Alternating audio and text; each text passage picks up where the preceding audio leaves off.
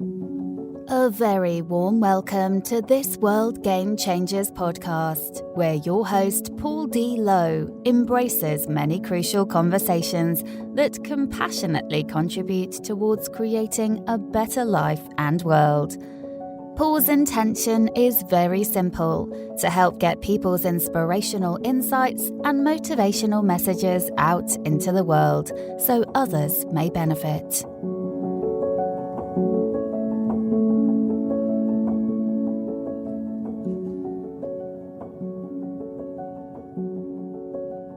Hello, listeners, and welcome to this World Game Changers podcast episode. Episode number 7, Changing the Beautiful Game. What a title that is. And to help us along and find out what that actually means, very, very pleased to introduce somebody who I class as a very close personal friend, a very trusted business associate.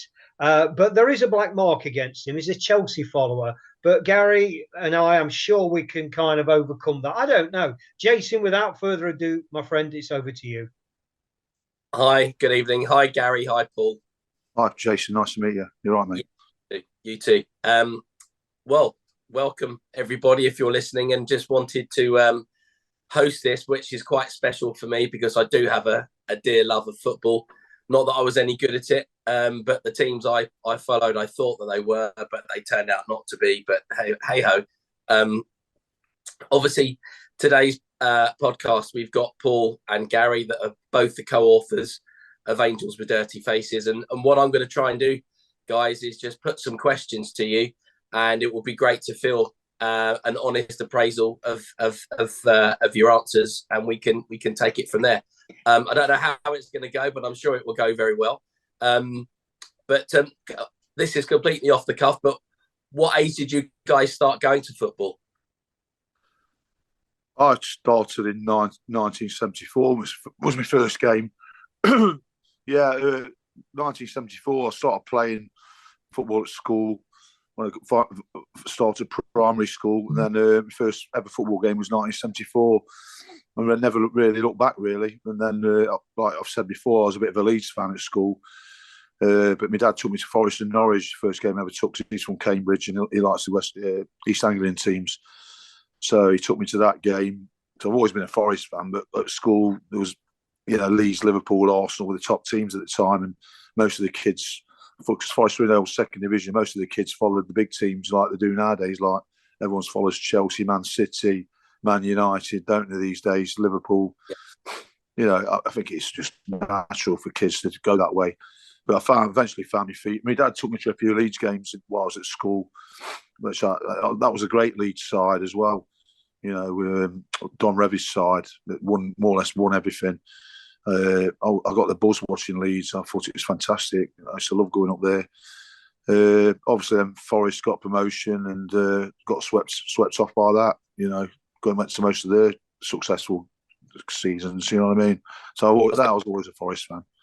With sort of 4 years of that, you were hitting the heady heights of. Yeah, we won everything. Won everything, didn't we? In 5 years from going up. We had 5 years of success. I don't think I'll ever repeat it. I know Leicester's had a bit of a bash at it, but I don't think they can. I mean, they go on and on and on about it was a miracle, more of a miracle than Forest. But if you ever get the chance to see the documentary, I Believe in Miracles by Johnny Owen, that film, that documentary was fantastic. Nobody ever repeat what Forest did, getting promotion and winning the European Cup. Back to back, might I say. Yeah, absolutely. I think I was, where was I? I was 11 when Forest first won. And just to counteract that, my first game was 1976 at Stamford Bridge. Went with my friend's dad. And as young kids, we were going around the west part of London to see what the best team was going to be to follow. I think that year we both went up together, Forest and Chelsea, 76.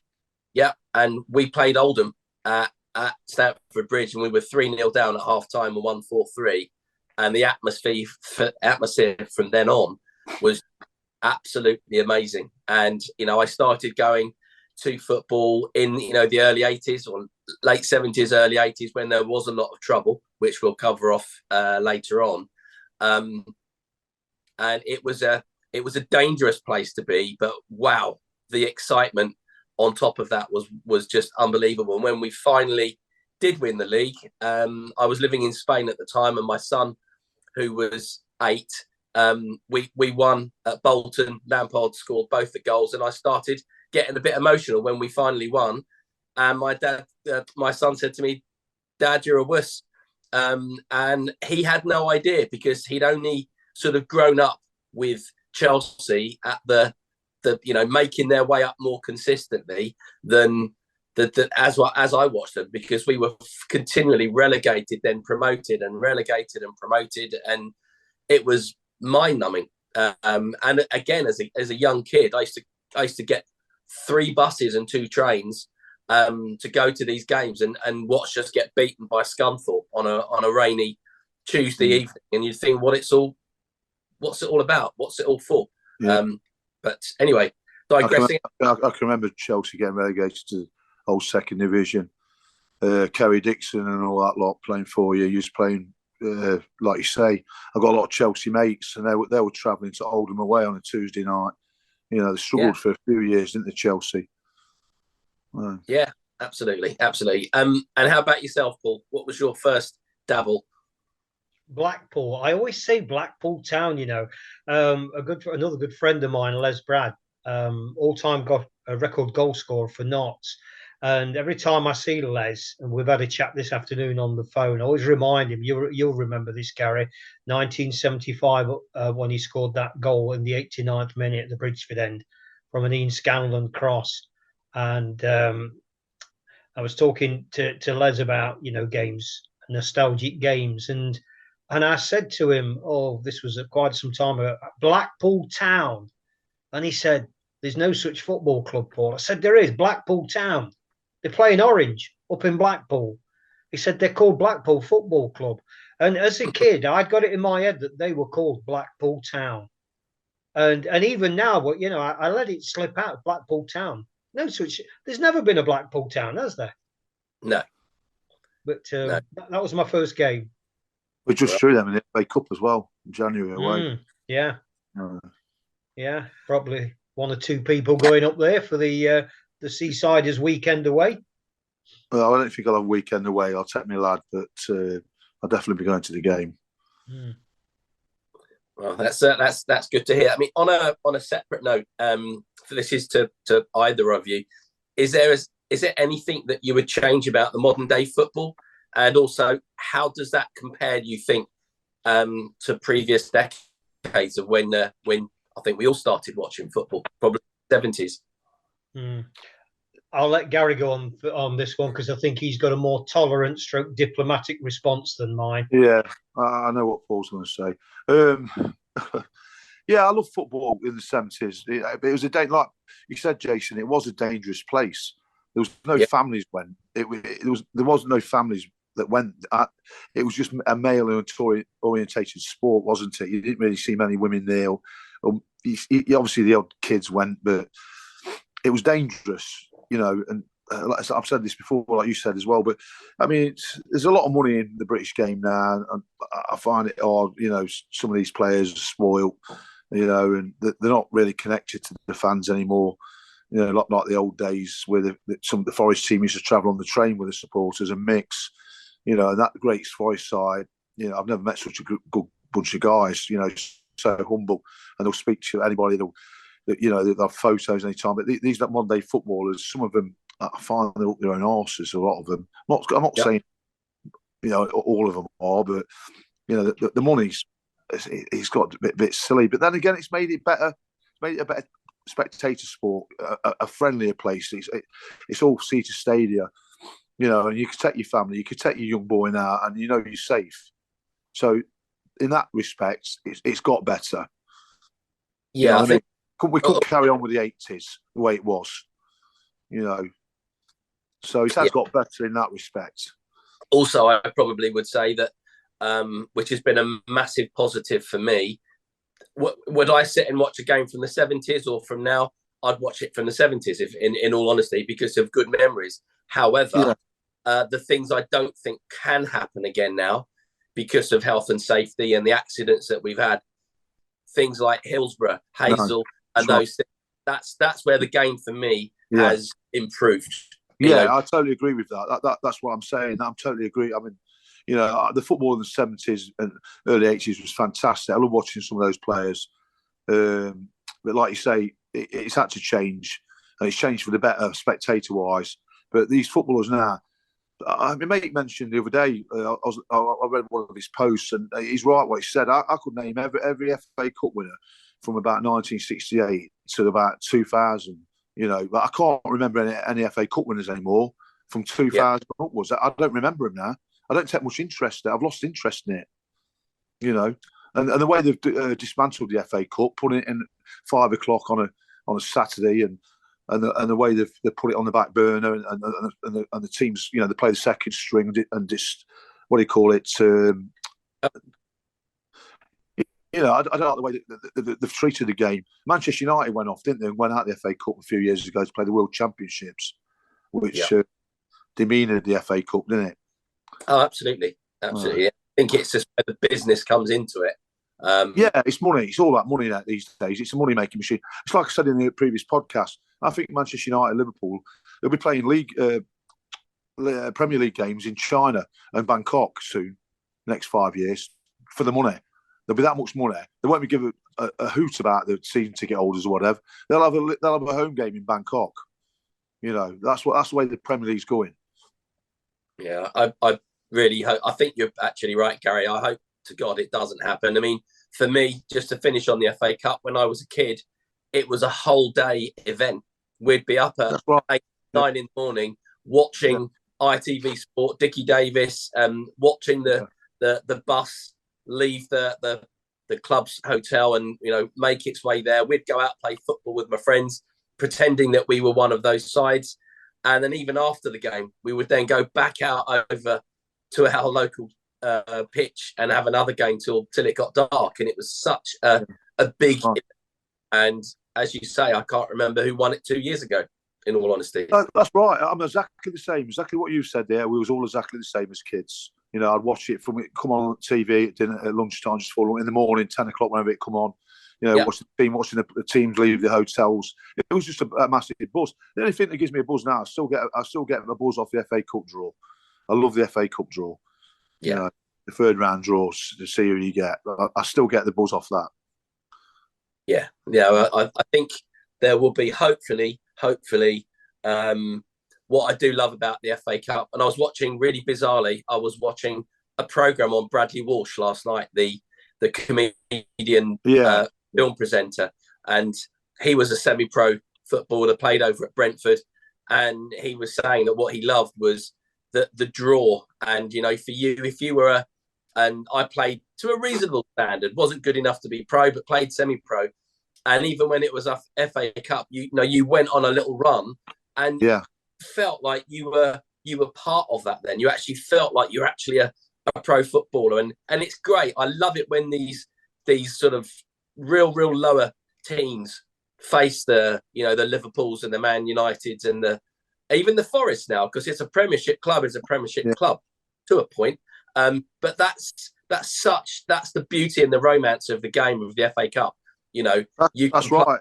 Yeah, that's right. Like you say, you play semi-pro. There's that dream for the semi-pro footballers.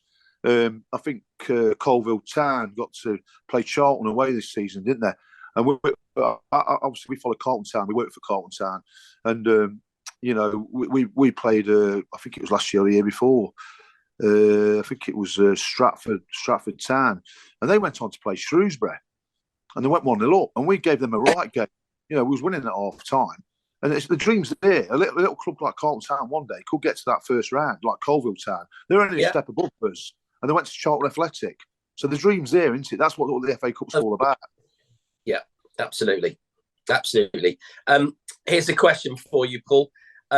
What do you think about the saying, don't get too high when we win or too low when we lose? I think it's one of the best pieces of advice you can give out in life, and whether it's in a game or in life in general. I think it's phenomenal advice. It's brilliant. Doing it, however, that challenges human nature massively. I just love that, because when you look at the euphoria of, your team winning on a Saturday, you just feel on such a high. But what I learned, and this is a very deep personal experience, I know what it's like to give all your power away to something, as I did as a teenager to Nottingham Forest, and it's been well recorded in this book around that, that 1974 scenario with Newcastle. And then, 48 hours later, losing to Fulham, the curse of the black and white, as I called it. That was enough for me. Broke me completely. So what I learned from that is, so let's look at this situation. You've got a team in red and you've got a team in blue. Could be Man United, Man City, and they play each other in a cup final. One of the teams wins 1-0. It doesn't matter who it is. Imagine there's 100,000 in that crowd. 50,000 are red, 50,000 are blue. Half of them are going to be absolutely elated because their team's won 1-0. Yeah. Half are going to be absolutely devastated because their team has lost 1-0. And what this is for me is a great message to us all, that the result is the result is the result. It's 1-0. The only power it has is the power we choose to give it. So one half's going to be absolutely elated because they've given it that love because their team's won, and the other half's going to be devastated because their team's lost. It doesn't matter. The result is 1-0. That's been a very, very, very powerful lesson for me. Yeah, of course, and also that's something that you can apply to life in general. Yeah, I think, because we all have. I have good days where I think everything's going right for me. Everything is perfect. Life is good. And then you also have other days where life isn't so good. And I think it's just about learning that, going back to the football, it's just a game. And I think I've been there so many times where I've been with my son and we've gone to watch the football and he's absolutely devastated because he's a little lad. And I'm saying, Louis, it's just a game. We've got to try and get over that hurdle. It's just a game. Don't get me wrong. At that time, it hurts like hell. And you don't want to feel that pain. And I've done it. I've got quite angry sometimes because of the result. But the next day, it's old hat. I think we've all been there this weekend with the England game, haven't we? Yeah, absolutely. But what we do, and we will do it, we will pick ourselves up, we'll dust ourselves down, and we will wait another 4 years, God willing, that we're all there. Yeah. And we will we'll cheer our team on, and we'll continue to do that, and hopefully it's not too long. You're right. Yeah. Let's hope our sons see him win it in their lifetime. I hope so. Yeah, I really hope so. That would make me feel happy if I knew that when I pass on, that my son was to witness it. I'd accept that. Not that I know a lot about it. Yeah, but I mean, to be honest with you, over the last year, I've had two dreams come true. I've seen England play in the final with my son, and I've seen Forest get promotion to the Premier League at Wembley with my son. So it hasn't all been bad over the last year or so. Yeah, and there you go. We may not. We lost that day in the final against Italy. We were all devastated, but you look at the elation that you had. Yeah, that's right. Getting there. Yeah, I never thought I'd see England in the final in my lifetime. Yeah, so it's one box ticked anyway. It's especially watching it with my son as well. That may never happen again. So yeah, quite possibly. And we look on the bright side, like you say, Jason. You always got to look on the bright side. Yeah, definitely. And we spoke about this a couple of minutes before we went online, and we were talking about Gareth Southgate and, is it time for him to move on? But if you look at his track record, he has now, instead of us getting knocked out, not even making it to these competitions. That's right. Yeah. We're getting through to finals now. And if we get knocked out of a quarterfinal, that's a bad tournament for us. So you're right. It's a disappointment. That's why we feel so down after Saturday night, because that's a step backwards, isn't it, for us in recent years? So it just shows you how far we've come. No, definitely so. And I do generally feel that if we had beaten France, I think we probably would have gone on to have won it. I really do. I do as well. Yeah, it's another missed opportunity, isn't it? But hey ho, you move on. So. Absolutely. Talking of finals, I'd like to give you guys a predicament, because I know you're a big Forest fan. I'm a Chelsea fan. Let's say that Chelsea are playing Forest in a Champions League final, and it's 2-2. Which one is the bigger club? And in your views, what makes a big club? I think the fan base and the history of the club as well. You know, there's many aspects makes a big club. It's not just the money. I don't think it's the money as well. I know the money makes big clubs these days, like Manchester City. You know, but I do think it's the fan base as well. I mean, Chelsea's been a well-supported club since the 60s, haven't they? They had a great side in the late 60s, early 70s. Peter Osgood, you know, I can remember them beating Leeds in the FA Cup replay at Old Trafford. Well, barely can remember it. But, you know, David, that early 70s team, you know, of the King's Road, you know, that Chelsea, they had a dream team then, didn't they? Yeah. I think the history of a club makes it a big club as well. Chelsea's got history. You know, Forest's got history. So there's two big clubs there. No, absolutely. They've got massive fan bases all over the world. I mean, Forest have got a big fan base all over the world because there's 2 European Cups.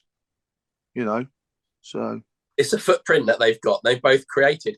That's right. That's right. I think if you were to look at the lower league clubs, and if you were saying, you know, I don't know, let's say Portsmouth, probably not the right answer there, but a club, they've all had their own piece of success, whatever that may be. They've all had their day out where they've won something. That's right. I mean, our class Pompey is a big club on the South. You know, they've won FA Cups. You know, they've got a great fan base. There's another team that's got a great fan base. They've got a great. I know it's only a small little ground, 20,000, whatever, but they sell out every away game. I was just been to Pakistan with a Portsmouth mate, and we watched Portsmouth play at Wickham on TV over there, and I think they had 2,500 fans behind the goal. They sold out. From, you know, look where they have to travel, how far they have to travel. Pompey will sell out most away games. So it's too big a club to be in League 3. Yeah, definitely. Definitely. And they've always had a bit of a reputation, Pompey, for their. Yeah, that's right. On the football hooligan side as well. You know, they're up there. They're up there with on reputations. You know, 657 crew.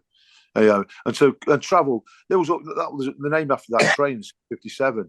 You know, they turn up in Newcastle and get the train at 6:57. So, you know, credit where credit's due. And what about yourself, Paul? How would you answer that? Well, I look at the European Cups or the Champions League that both respective clubs have got, and they are locked at 2 apiece. Chelsea have had 2 successors. Forest have had 2 successors. I think it's the reason that I think this is such a great question is it's 99 times out of 100, it's going to be answered by emotion, not logic. Yeah. You ask this question to any football supporter, but unless they've got that ability to detach and give a real objective answer, you're going to get a very skewed response. My emotions are massively, massively entrenched in Nottingham Forest. That automatically defaults me emotionally to give the answer of Forest. However, then when I kind of step out of that and think, well, what if we was having a debate, you know, walk in somebody else's shoes, walk in some blue shoes. Maybe you've got some blue suede shoes, Jason, that you haven't told us about, these Chelsea specials. But look at it then from your point of view as a Chelsea follower. Well, you know, like Gary says, rich history, big following, massive infrastructure. They haven't spent that long over a period of time. They haven't spent that many years in the old second division. I know they've had a flirt with it here and there, but not majorly. When you consider some of the big clubs that were in the Premier League or the Division 1, if you want to call it that, they've almost disappeared without trace now. Chelsea haven't done that. So, I mean, emotionally, I'm going to go with Forest because you wouldn't expect me to do anything else, Jason, would you? Another thing is Forest won it with very little money. You know, I'm not going to arc on about the money side of things, but Chelsea did have a big investment. Yeah, would have Chelsea gone on to win the Champions League without that investment? I don't know. You know what I mean? But Forest, probably not. I know we paid £1 million for Trevor Francis. It was a record at the time. in today's value, it probably equals what we're paying these days, what Chelsea play for the players these days. We're the most expensive goalkeeper at the time, Peter Shilton, 375,000 from Stoke, whatever it was. In today's money, that's probably equals whatever, you know what I mean, what Chelsea are playing for their players nowadays. So looking at that, you can say it's equal again, couldn't you, really? Yeah, I mean, when I look at that, and I look at, you have to, it's something that you do have to look at, the money side of things. And you take someone like Blackburn that were not doing fantastically well. They then get taken over by what's the guy's name? Jack Walker. Jack Walker, yeah. Jack Walker. The steel boss. And within a couple of seasons, they've got Shearer and Sutton, Graham Batty. They've won the league. And yes, they got more investment. They got more money coming in, but it's sustaining that. And, you know, we've had other clubs that come in and they've done it. Don't get me wrong. Abramovich was a different level. And I think he then set that parameter. You know, the water level then came up here. You then had the likes of Man City getting taken over. I mean, I've got a very good friend of mine that's a Man City fan. And I remember beating Man City 5-0 with him when Sven-Göran Eriksson was in charge. And he said, Jason, we're never going to get out of this. I said, you will. And now look at them. Arguably, probably the most wealthiest, one of the wealthiest clubs in the world. And I do believe at some point there is the business behind it. And the business the profit that they make will then give them that leverage to go out and buy themselves. It's like a day out shopping. You know, you're going to go and buy yourself a star player. That guy hopefully will then get you 20 goals that may get you promotion. And then a bit more investment comes in. And before you know it, you've gone and bought 3 star players this time. And all of a sudden, your squad will grow. And I think that's what's happening with Newcastle now, for definite. You know, let's see where they are in 5 years' time, because the funding's not going to stop. But, you know, how you define a big club, you're exactly right, Paul. If you ask me the question, I would say Chelsea, because I'm a Chelsea fan. And I think it really is the emotion. And it's from your heart. And that is what football is about. It's the passion, the beauty of all of that. My ex used to think I was absolutely bonkers watching 22 grown men running around the field kicking a bit of leather. And she didn't understand. And when I sat down and explained to her, you know, like, without getting too deep, if you look at the 1966 World Cup, we're facing Germany, that we've had a world war, 2 world wars against, and we beat them the first time we've won it. Then we move on to Argentina. You know, we've had the Falkland Wars, and then the goal from the handball Maradona, from Maradona, the passion that there was. And while we're here, I just want to say this very quickly. I was in a pub in Milton Keynes in 1986, and these were the days where they had a television which is probably 3 feet deep, let alone wide, on the wall. And we saw this hand of God goal come in. Some idiot threw his pint glass, smashed the television screen, and we all literally ran out of there to find the next pub. And then a little bit after that same group of guys, and we all ran down together. The ones that were calling Maradona a little this, that, whatever, he then went on and scored, arguably, for me, one of the best goals I've ever seen. Great goal. Group of people, as much as they hated him and we hated Argentina, they stood up and they applauded, because what you're applauding is the talent that someone has. Forget what colour shirt he's got on. Forget what colour of skin that he's got. It's about the natural talent. And I think that's where we all believe, whether we're Wycombe Wanderers, Portsmouth, Chelsea, Forest, or Real Madrid, we all believe our team is the best in the world and it's the best out there. And I think that is the beauty that we have in this game. And I don't see another sport like this. I've got a lot of friends that are rugby players, and they say, "Oh, you don't have the trouble and the fights like that. It's a gentleman's game." Rubbish. It's the passion of what it is. And to me, football is up there because it is associated with the politics so closely, and the clubs and the supporters that follow that make it what it is. Sorry, I'm digressing massively off after who I think is the bigger club. Sorry about that. It's all right.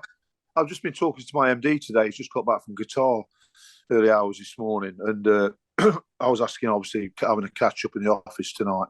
And I started asking what it was like out in Qatar, because the stadiums are all in 28 miles of each other, and all the fans mixed in sort of one area. And he said there wasn't one bit of trouble, not one bit of trouble. He says, all the fans brilliant and well behaved. He said it was a great atmosphere. It's one of the best World Cups he's been to, and I think he's been to about 5 or 6. Wow. So it just shows you, doesn't it? Yeah, absolutely. Okay, on that note, guys, would you think it's more important to be a star player in this beautiful game of football, or a star player in the beautiful game of life? And I'll put that to you, Paul, to start with. Hands down, very simple. It took me 2 seconds. Game of life, every single time. And for yourself, Gary? It's a difficult one for me, that is. I've always wanted to be a star footballer, but never happened. So I'd like my son to be a star footballer. Let's hope that happens. I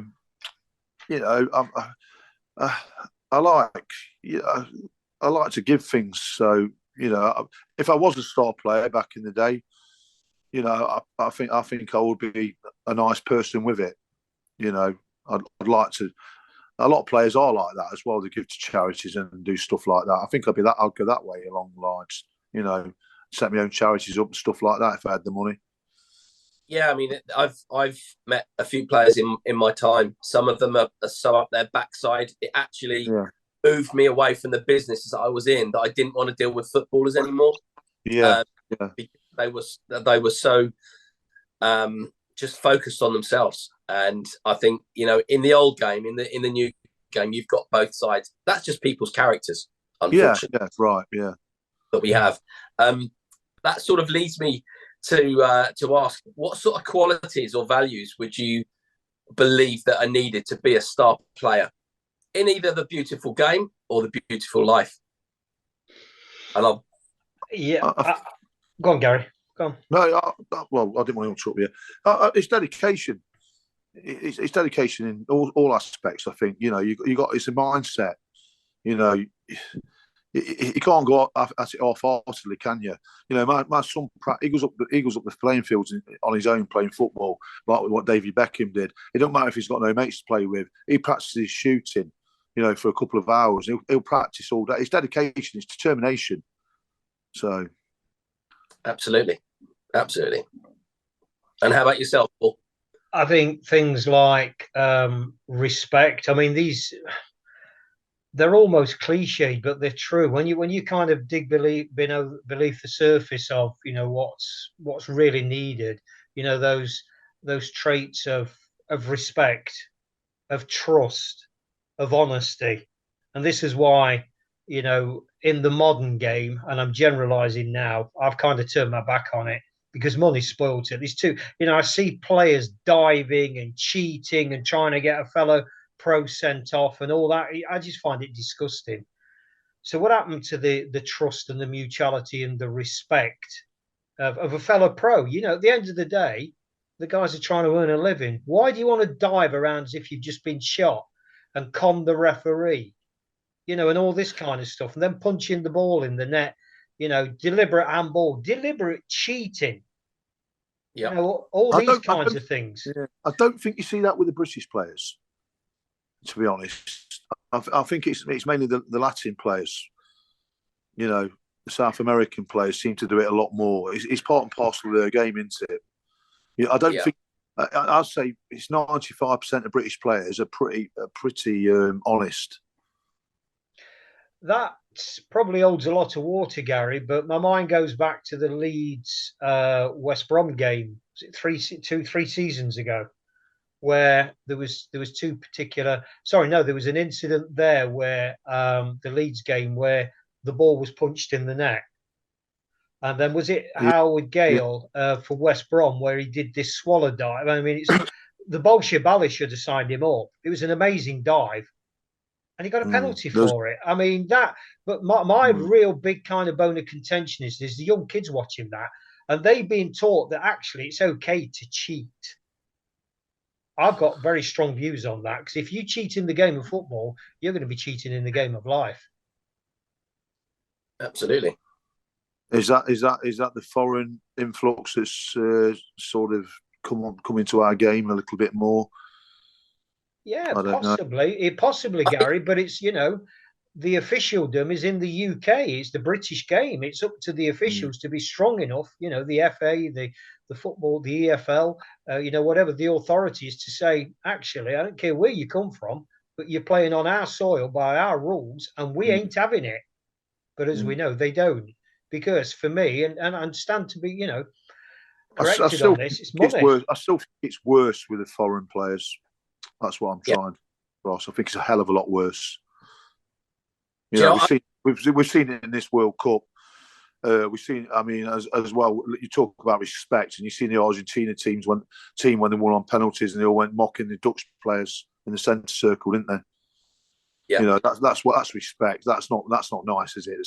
It's awful doing so. They just lost in the penalty shootout quarter final, and for them to mock the Dutch, I thought was disgusting.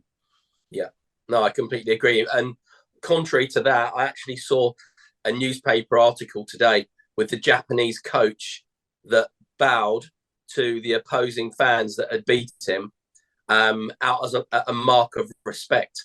And that is one of the things now that where the business side of things have taken over the game, our beautiful game. I do think that we have lost a lot of good things from the game that it originally had that we don't have anymore. And that part of integrity is there. When I see players, and listen, we had one in Iron Robin for Chelsea.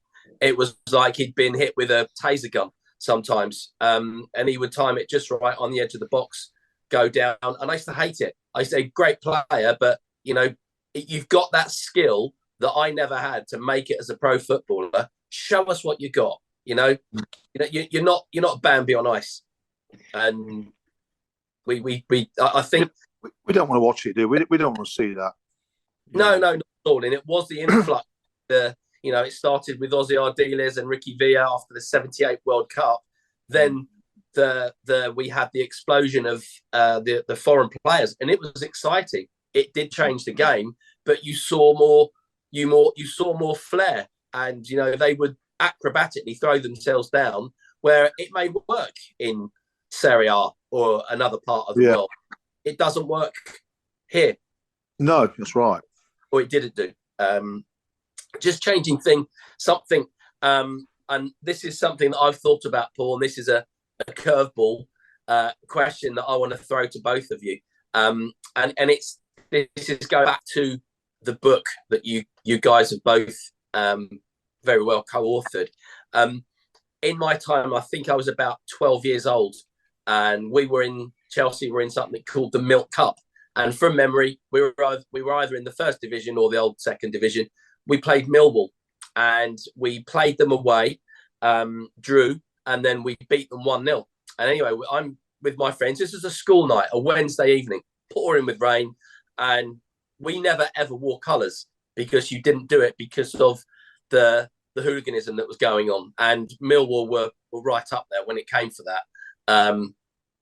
So we'd walk down to Earls Court we've gone from Fulham Broadway down to Earls Court Station, standing there, and a group of guys came up to us walking along, and we were 12 years old, and these guys must have been in their 30s, with a beard, and they were obviously Millwall fans. One of them had a Millwall shirt on, so we knew they were. Anyway, these guys come over and said, right, guys, who do you support? We said Millwall, of course. And in my days as a kid, I always used to buy a programme and religiously kept them, and I've still got them somewhere in the loft. But luckily, I glanced down, and the guy said, who's the goalkeeper then? And I said, Bob Wilson, for argument's sake. They rustled my hair, what I had of it then, and said, good lads, and we then went home. The next thing I knew, I woke up at 8 o'clock in the morning to go to school, and my mum said to me, this is the last game you were ever going to. And I said, well, what's happened? And this was on Radio 1 News, and there was a 17-year-old kid that had a Chelsea shirt on, and he had 200 and something stitches in his back, where the Millwall fans had sliced him 3 times, and what they'd done, they'd put a penny piece between 2 blades, which is a lot harder to stitch, and the guy is to be maimed for life. And this is not directed at any one of you two, but I would say that, listen, I've done things that I've regretted when I was a kid. Would I go back and change what I did? Yes. Would I change my life? No, because it's made me who I am today. And the reason for me wanting to know this, because it's quite a poignant part from the games that you've gone to, the aggression, the violence that you got involved with. I know that was part of your learning curve to take you, and certainly I know you, Paul, to where you are now. Do you regret any of that? Gary, do you want me to go first? I don't mind it. I don't regret anything, because I never did anything like that in my life. Obviously, I got in a lot of scrapes, I had a lot of fights at football, but I never really picked on. I never picked on anybody younger. I never picked on anybody with a shirt or a scarf on. I got beat up as a kid when I was still at school at football matches. I told you before, I got beat up at Southampton. It was a horrendous day at Southampton. I got the train down there. I was 15. Went back to school on the Monday with black eyes and a bloody half a broken nose, and that was frightening.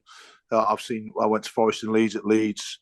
The Leeds fans were skimming Coke, flat Coke cans, and skimming into the Forest fans, and Forest fans were getting stretched out with cut heads. I've seen all that, and I was 13 then. It was frightening. Football stadiums then days were frightening, and you had to watch what you did and where you went.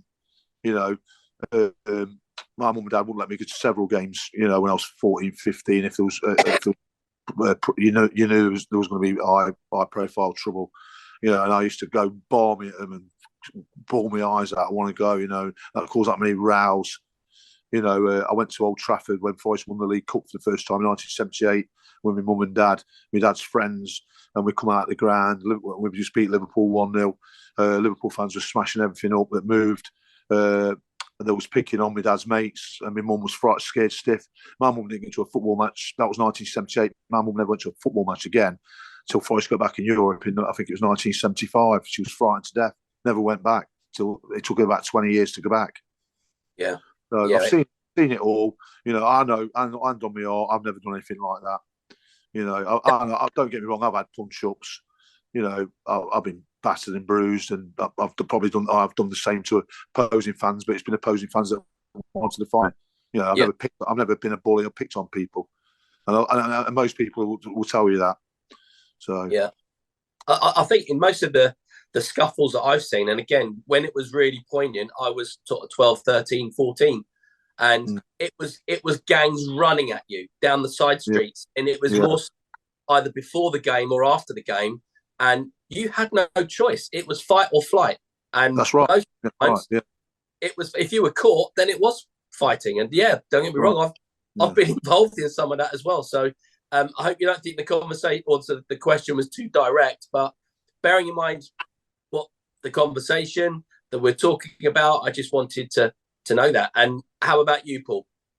Very much similar to Gary, really, although, has been previously highlighted in previous chapters, my approach was different. I've always been a loner, and the only time that I say the only time, I mean, I certainly, I've witnessed things that, not to the great degree you've just described there, Jason, with the Millwall and the 17-year-old Chelsea boy. But I'm very aware of how horrific things were. But from a personal point of view, no, mine was more of, I'm a loner, just leave me alone. And when people didn't leave me alone, that was when, or if I saw bullying towards a woman or kid, I had very strong views on that, because that was influenced by my own upbringing. So I kind of hear you, and I've witnessed that. I can remember Chelsea fans actually, ironically, in Broadmarsh, the old Broadmarsh, Gary, after the match on a Saturday, creating absolute havoc one Saturday tea time. That's probably the late 70s. Paul. Yeah, I think it was about 76. There was 9 stabbings at Forest, a record for a British game at the time. When Forest played Chelsea, they both going for promotion. I think Ian Britton scored for Chelsea. It was a 1-1 draw. It was actually on Match of the Day last night. There was running battles on Trent Bridge, running battles all over Nottingham. There's actually 9 stabbings at a football match. Wow. Yeah. I've still got the newspaper clipping. God, I mean that then to think about, if there was one stabbing now, it would be all over the papers. That's and right. Yeah. That's where the game has progressed. The money has come in. It's made things a lot safer for people, families. I got to a point where I wouldn't take my son anymore, and we were playing Liverpool in the cup, and we'd beat Liverpool 2-1. And this must have been 15 years ago, something like that. And because of any of the two sides where they knew that there was history, as you know, that they would hold on to one set of fans and let the others go, and they'll literally walk them onto the trains. So they're on their way. We thought all that was done. And as we were literally bottlenecking out of Stamford Bridge, the Liverpool fans just started throwing bottles, and they were hurling them down. And I just straight away put my hand over my son's head, as you would do. One literally just brushed the top of my head, but caught me, flipping hurt. But my son was petrified. And I vowed that I wouldn't take him back to a game. And I've not been for a long time. I hasten to say, I don't think that would ever happen now. Or it would, but the likelihood of it happening is a lot more unlikely than what it was 20 years ago. Yeah, that's right. I mean, my son's 12, coming on 13 this Christmas. He's done about 33 British grounds. He's only seen a little sporadic bit of violence at one game, and that was MK Dons against Mansfield, when they was both going for promotion, and the fans came on the pitch. And that's the only trouble he's ever seen at a football game. So hopefully that'll be the last. That's a good thing. I'm sorry for that dark question to both of you guys there, but it did spring to my mind that I just wanted to box that off. On a much, much lighter note, what would you say that your hopes and dreams are for the beautiful game of life, rather than just football, in general? Hopes and dreams. For the future, I would say. Yeah, and it's just for a peaceful world. And that might sound a very general or a big ask for a peaceful world. But when you look at us as individuals, and, I've spent a lot of time in this space over the years, and, even in my chaotic years, my dark years, knowing that how beautiful that peace is when you're in that solitude and silence, and, all that outside noise, clutter, expectation, call it what you will. And then to have that as an individual, and then share that with somebody, and then see a group of people, and then an even bigger group of people, and then a community have that, and then a country have that, a continent, a world have that. That for me is a breeding ground for having a beautiful, beautiful life. It's peace. It really is peace. Yeah, I've got to back Paul up on that one. I like seeing an end to all terrorism around the world. No more world wars, and to and because for future generations, my son's sons, and it's terrorism all over the world. I've just been to Pakistan. First time England have been allowed to play cricket in Pakistan for 17 years, and we got welcomed with open arms. The people were lovely, absolutely fantastic. I've never been to such a more welcoming place. But everywhere there was guns on every corner. The hotels, it was like Fort Knox. There was sandbags and soldiers behind sandbags. We got with K-47s, whatever they call them. I've never seen so many guns in my life. And what was the reason for that, Gary? Was it because of the whole terrorism? Yeah, because of terrorism still. The England team being there, and a.k.a. is still about that. So the threat of terrorism. So it was on red alert. The country's still on red alert, having the England team there. So I've never seen, I'll be honest with you. I got a taxi. I flew in on my own. My mates were about 2 or 3 hours behind me. I was debating whether to stay at the airport and wait for them, but I got a taxi to the hotel on my own. And I must admit, it was a scary taxi ride because I didn't know where the hell I was going. You know what I mean? And the bloke didn't speak to me all the way in the taxi. And I thought, what's happening here? I envisioned myself being up in the hills, being captured. Well, it can happen, and it has. Yeah, that's right. Probably more so in sort of South America, places like that. But, well, yeah, it's very sad. So would you say in this beautiful game of life that we have, what would you say has been your greatest joy and your biggest regret? Certainly no regrets, because we can't change, but we can learn from what happened. You know, we have experiences in life and we reflect upon them and we take the learning from them to do things better the next time. So regrets only create negative energy. There is a slight caveat on that, which if I could do things a bit differently, I'll come to that in a moment. But the greatest joy, or one of the greatest joys, to me, this kind of question reminds me of, okay, then name your top three best records of all time. I love that question because that's kind of, depending what mood you're in, that answer will change. But I mean, top of my list is watching all three of my kids being born. And how about that? Gary? Yeah, I like St Paul said, I ain't got many regrets in life. I won't be where I am today. I won't have the friends I've got today if I hadn't gone down that path. Got some brilliant friends all over the world. And the biggest thing that's ever happened to me in my life is having my son.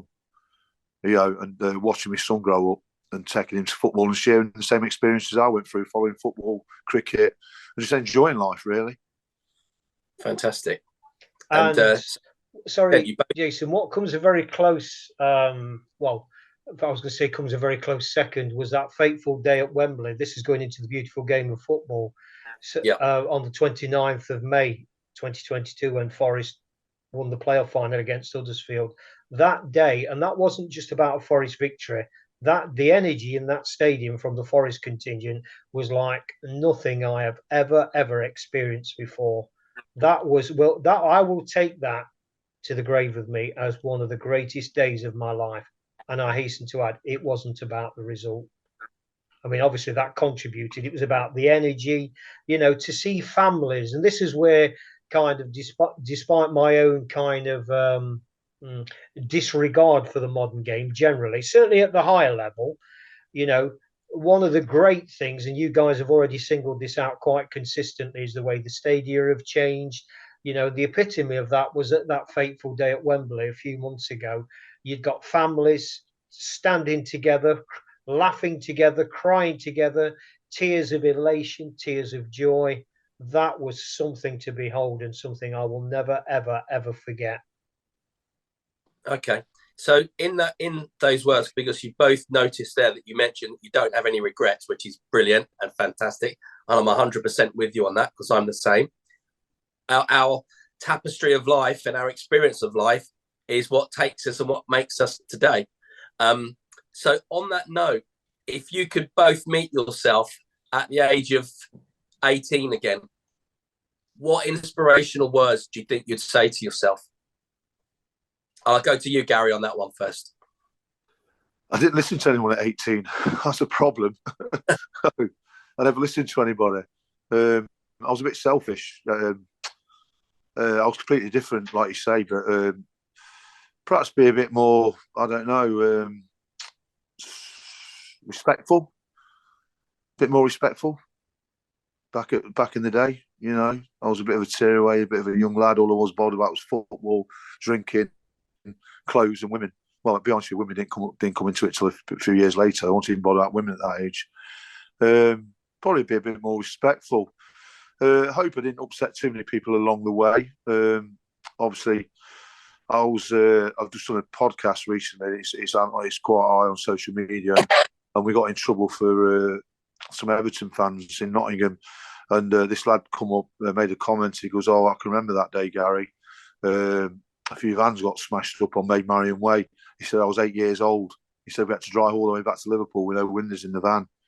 And that really made me think even though I didn't get involved in that trouble, Yeah. I was in the city centre that day, and a lot of my mates got locked up for it. 38 years between them, and it made me think that really hit me this week when he posted that on Twitter. I'm thinking that could have been my son. Yeah. You know what I mean? That really hit home. So, I said, that's not very good, is it? 8 years old in a minibus. He must have been terrified. Absolutely. Yeah. Oh. For a game of football. For a game of football, yeah. So there is them aspects, 18. I know I never picked on anybody, but I did fight at football, you know what I mean? And I really hope I didn't really upset too many people or too many kids or families. Sure. And it's really interesting that you say that, Gary, because, and I've said this to people in the past, what would you have done if that was your 8-year-old son coming back from a Forest game and some Liverpool fans battered his windows in? Yeah. You'd go. Yeah, you get ballistic, wouldn't you? It does make you think. It does make you think, because at the end of the day, like you just says, you protect your son, you protect him, don't you? With the bottle with Liverpool fan, it must have been frightening. I've never witnessed that with my son yet. Luckily, touch wood, it will never happen. No, but as I said, I think hopefully those days are gone. Them days are gone. I think they have. Yeah, and what about yourself, Paul? If you could re-see yourself. Oh, that's yet again. I seem to be saying this quite a lot on this particular one. This is so easy, and this is out of the Clough way of thinking. And I want to sort of offer a little bit of a song. I can't remember who sang it. Find a girl, settle down. It's not easy when you're young. There's so much you have to learn. That's what I would do. Knowing what I know now, I'd settle down at a very, very early age with, as much as you can say, the right girl, become a family man, a devoted family man. And Clough used to advocate that massively to his players. Massively. Right, you're getting in the first team, you're breaking into the first team. We need to get you a girlfriend now, and we need to get you a mortgage. Yeah. And great advice. And that's what I would do. Completely different from what I did, by the way, but no regrets. No. It's interesting you say. I remember, I think it was one of Clough's, you guys would know this a lot better than me, but it was Match of the Day, and I think it might have been the good old John Motson that interviewed Cloughy, and it was really sad to see. He had his green sweatshirt on with his red shirt, and he was very, very red in the face. I think it was a Sheffield United game when we got relegated. Last game. It could have been, actually, and he recited Young at Heart by Frank Sinatra. And even though I wasn't a Forest fan, that put a bloody lump in my throat, because I thought there's been this guy and he was one of the modern great managers of our time, bar none. And it's the end of his time. And, would he have done anything different? Do you know what? I don't think he would have. No way. He did it his way. Absolutely. And what I would say, just to drag ourselves away from the football for a moment, and to sort of get back into the reason why we're here. This is about the book that you guys have written of your experiences in life, and it's almost to capture the spirit of the book of Angels with Dirty Faces. Would you say that it's okay for big boys to cry? 2,000,000%, yes. Are we allowed to do that? The only one that can stop us is ourselves. Absolutely. I think we are nowadays.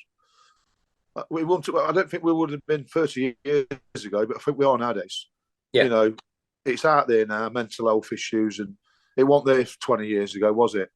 And there is help there now, so I think we are allowed to cry these days. We wouldn't have done 20 years ago. No, and maybe that's part of our growing process within us all. When you do have I know for a fact, when I was waiting for my son to be born, inside I didn't know whether it was a boy or girl, but when he came out, I would walk through fire for someone that I didn't know 30 seconds ago. And you would do anything, and I know I would. I would do anything for my children, and I think that I then, even as a kid, the first time my son was born, and I was only 19, literally just turned 19 when I had my son, wasn't allowed to go out.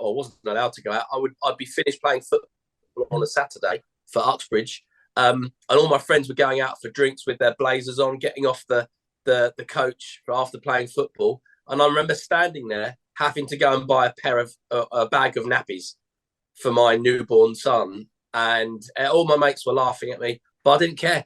And my mindset changed then that's it. That is what I want to be. I want to be a father to my son. Still wanted to play football, don't get me wrong, and still love that game.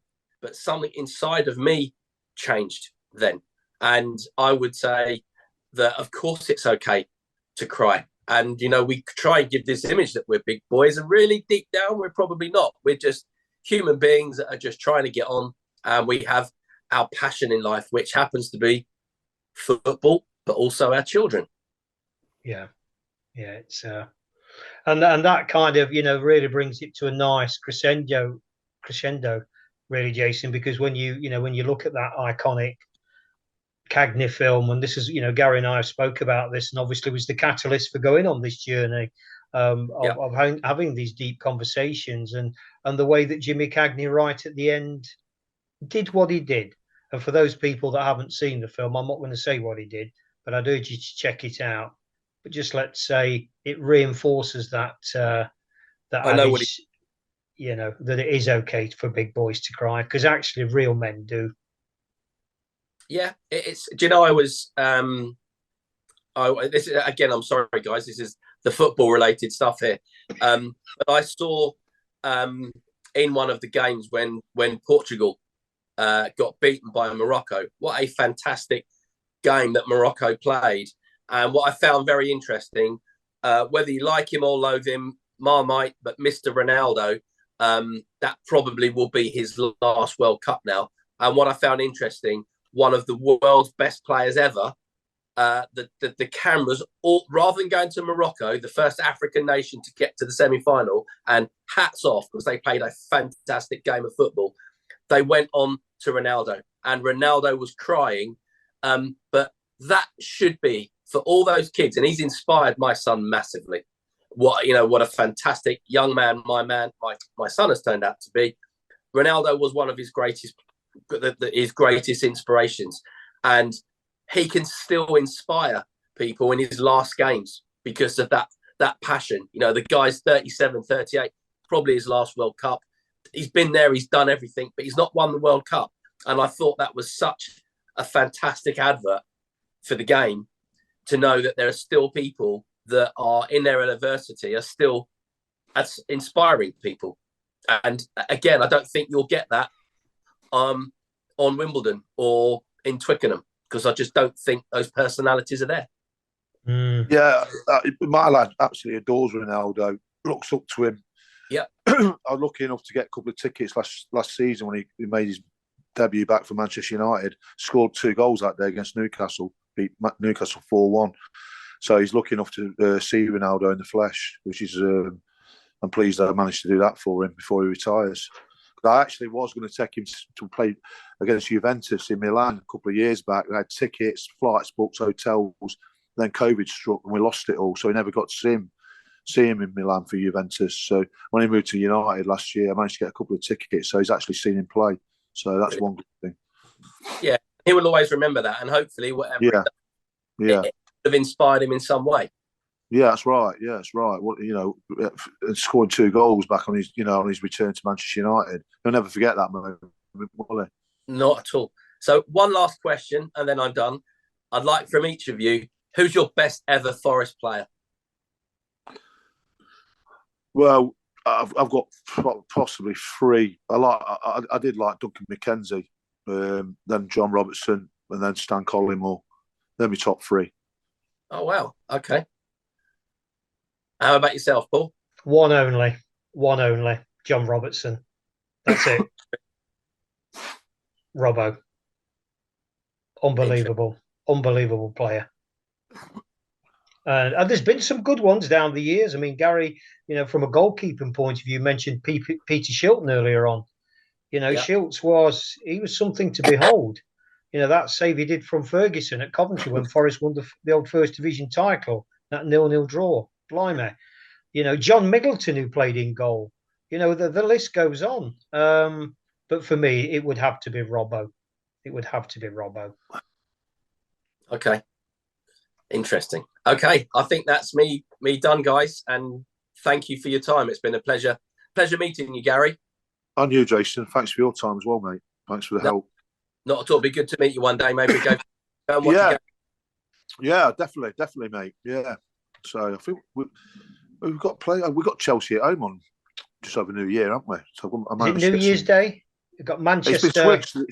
It's been switched to the second now for Has Sky. Right? Got you. Yeah, it's been switched to the second for Sky. We've got to go down to Chelsea again. We haven't played Chelsea away yet, have we? I actually took my son to Chelsea as well before. I think you pumped us in the FA Cup 5-0 a couple of years back. I took him down then. So, well, I'm sure it'll be different now. Yeah, we might get. I fancy us at home, to be honest with you. I do fancy us at home. So I think we're really, really good at home. Yeah, and I think you're not having the best of seasons, are you? So I wouldn't fancy us away. I think probably might be another round in, but I fancy us at home. I think our own form will keep us up this year. I do hope so.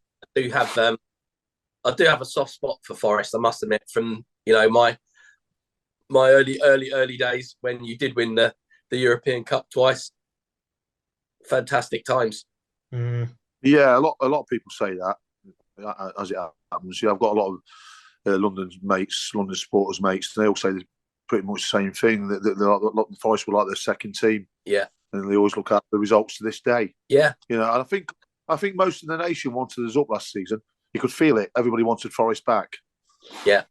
I must admit, I think I got you. Well, I didn't get you tickets in the end, Paul, but one of the businesses that I have, we get tickets, and I've actually got some people for the England-France game. Got some people to go out there, but I don't think I've had so many different people. This is including the World Cup, and I promise you this, Paul, not that many were asking for the World Cup, but the Forest playoff final, I reckon I had about 10 different inquiries from people. Yeah. We could have. We took. I think official allocation was 37,000. There was about 2,000 or 3,000 in the Huddersfield end as well, because I managed to get some Huddersfield tickets for friends, because I've got a lot of Huddersfield mates. We could have sold all of Wembley out for that one, I think. Definitely. Yeah. I've got a mate who's based in London. It's an actor. He's actually a Villa fan. He managed to get a couple of tickets off a mate in London who normally, sells. You can get tickets for anything, and he managed to get a couple last minute. There was that high demand for that game. It was unbelievable, and I think it was the most watched championship playoff final on Sky ever. And I've got a lot of mates that managed to get Club Wembley tickets, and they made inquiries for Club Wembley, and they actually turned around and said they never had so many inquiries for Club Wembley for a team as well. So we could have sold Wembley out. Shows you how well loved they are, then. Gentlemen, It's been absolutely fascinating. Jason, thank you so much. Gary, as ever. There's no place to go from here. Obviously, we've got that one more chapter to do now, that one more podcast to do. But watch this space, listeners, readers. And until then, I'm going to close out the way I always do on these podcasts by saying, remember, the game's changing. How will you respond? Thanks very much for listening to this World Game Changers podcast episode. Hopefully you found it interesting and helpful. Drop a line to Paul at worldgamechangers.org with any thoughts or questions you may have, and he'll be more than happy to respond. Remember, the world's changing. How will you respond?